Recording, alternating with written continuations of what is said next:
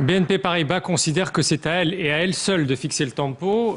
La banque décide de rembourser dès octobre les fonds prêtés par l'État.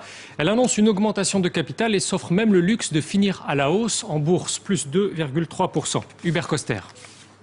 Nous allons effectivement demander à nos actionnaires d'augmenter le capital de BNP Paribas en actions ordinaires pour le même montant que celui que nous remboursons à l'État.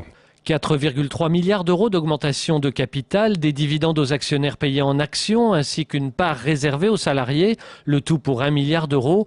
Et BNP Paribas pourra rembourser les 5,1 milliards d'aides de l'État sous forme d'actions de préférence. Alors que début août, Baudouin Pro prévoyait un remboursement graduel à partir de 2010, l'opération sera finalement bouclée dès la fin du mois d'octobre. La banque anticipe ainsi les nouvelles règles établies lors du G20 de Pittsburgh. Elle anticipe un durcissement des ratios réglementaires en matière de capitaux propres et donc elle souhaite substituer des capitaux propres ordinaires en dur aux actions de préférence qui risqueraient de ne plus pouvoir rentrer dans le calcul de ces capitaux propres. Les actionnaires bénéficieront d'un droit préférentiel de souscription.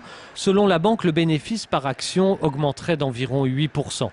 Nous avons fait des calculs un petit peu différents. L'opération n'est pas aussi rélutive ou favorable, elle est très légèrement dilutive de l'ordre de 2%, ce qui n'est pas une catastrophe pour les actionnaires. À l'issue de l'opération, BNP Paribas disposera de près de 60 milliards d'euros de fonds propres et son ratio réglementaire s'élèvera à 9%.